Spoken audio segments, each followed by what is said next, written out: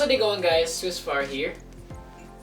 This is a Samsung Galaxy A50, and dare I say it, this is a phone that I could actually recommend to a lot of people out here in 2019. And not only is the phone good, but it's positioned to be much more cheaper than the competition. So the Galaxy A series in general is one of Samsung's more cheaper lineup of phones, and the one that sacrifices not a whole lot of features for a price that many would say good. Now it's more improved, and from my perspective, I think this is one of the more interesting packages that Samsung has put up in the phone for quite a while now. So notable changes and things to note with the Galaxy A50 are the specs, the design, and the cameras. Those are the main things. The design is the biggest new change from the Galaxy A50. It's one of the more recognizable designs from Samsung in quite a while now, I might add. So right out of the box, the phone is filled with this gigantic 6.2-inch AMOLED Full HD Plus Infinity display. A really long name, I gotta say. Can be viewable outdoors depending on the situation.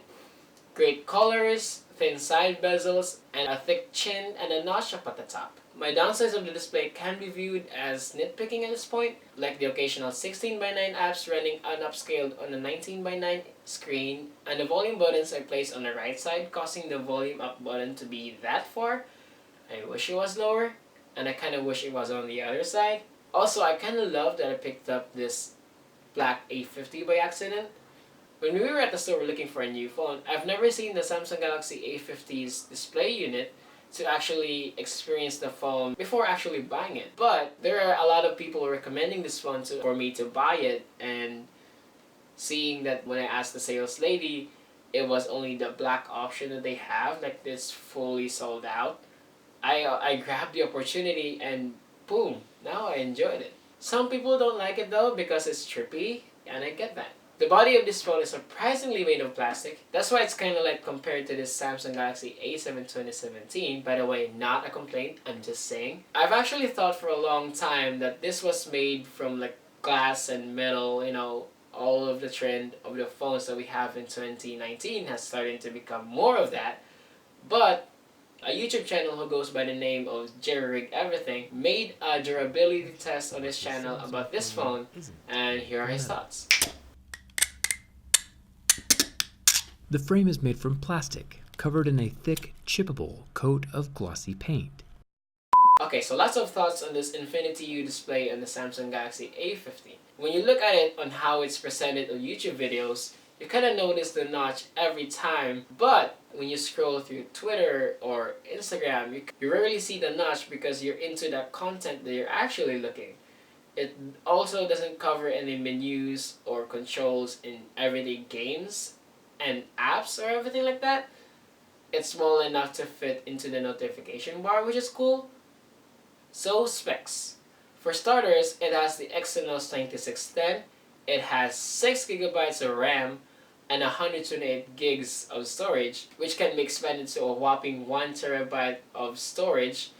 So you never need to worry about specs in this phone because the specs are great and the performance is great as well. The phone is smooth from the get-go, and even if you fill almost like the 128 gigs of storage, of onboard storage from this phone, it still feels smooth, which I couldn't say from a lot of my old Samsung phones before. The batteries are what I consider a bump from the Samsung Galaxy A7 2017 because it's bigger. And I gotta say, the Samsung Galaxy A50 can last a whole day of usage with this 4000 mAh battery it's packing. In my usage, I'm regularly getting like 4.5 hours of screen on time with 15% battery left to like 5.5 hours of screen on time with 5% battery left together with this huge display. For a light user, this might take them a full day of use and then a few hours off the next day, which is pretty awesome for a phone that has a huge screen like this. You also get fast charging, which is dope. There's no wireless charging, but you rarely see a phone in this price point that has a wireless charging feature anyway. And some people, like me, don't have a wireless charging at home, so you never really need it. Anyway, there's a fast charging, which offsets many of the wireless charging problems, if you have any. And of course, you can't forget about the new cameras in the A50. And by new, I mean the ultra wide is new. We've seen the 25 megapixel standard camera lens plus the 5 megapixel depth camera combo in some Samsung phones before. The phone's camera quality obviously could not eliminate the Samsung Galaxy S10s and the Pixel 3s and the iPhone 10s of the world, but it gets the job done really well. The standard camera is better than most others out there, which is good to say at the very least. We give it a lot of light and it will handle the colors and the dynamic range pretty well. The second camera is used for that only and is nothing special. The photos from live focus on this camera are somewhere between like needs improvement and good. Like it still cuts the hair, and in some shots it just focuses on the face and blurring everything else. But your ultra wide camera is the most fun addition in this phone's camera package. The 8 megapixel camera sure feels a lot of fun to shoot photos with, especially because it's a new focal length and it's a relatively new trend here in 2019. Don't try to take photos on people with this though, because the distortion can be a little much. But you're not in it for portraits anyway. It's designed for capturing landscape shots and for the unique abstract photos you're getting. I'm just glad that Samsung added this lens in this phone. Also, the front-facing camera is even more of that. There's only one camera out here, but Samsung released an update not too long ago that enables the camera to have a semi-wide angle shot that can have more people fit into one shot, which is great. My thoughts about the front-facing camera are just the same as the back camera.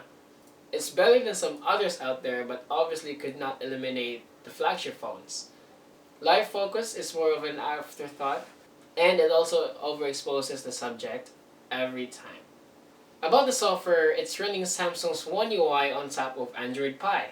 This is the first Samsung UI that I've actually enjoyed using from the get-go. I've used a stock launcher right from the time when I purchased it till now, which is not a statement I could say from older Samsung phones. Usually I install Nova Launcher or more recently, the rootless launcher right from the get-go, but the stock launcher is different from those old versions, so I'd say it hit the sweet spot for me. It's really smooth as far as using the phone. There's also not a whole lot of bloatware pre-installed on the phone, save for maybe Facebook. I'm looking at you, Mark. The icons are something on this UI that can stand out from a lot of people. Some people hate it, while others, like me, don't really find it cartoonish or ugly, so it's pretty stock for me here.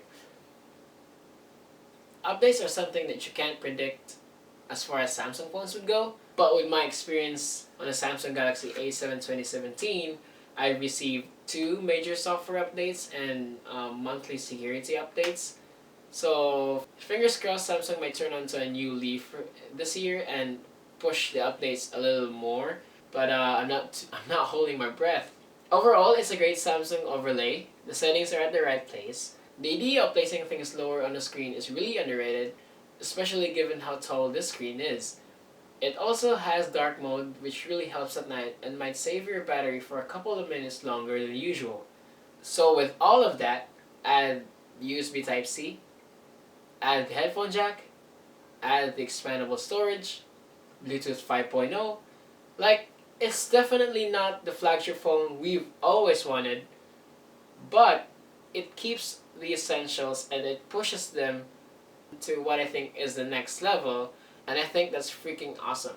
And for a phone that's priced less than 20,000 pesos, this is a great deal that honestly even I couldn't even say no to. So that's pretty much it. Thanks a lot for watching. Catch you guys later. See ya.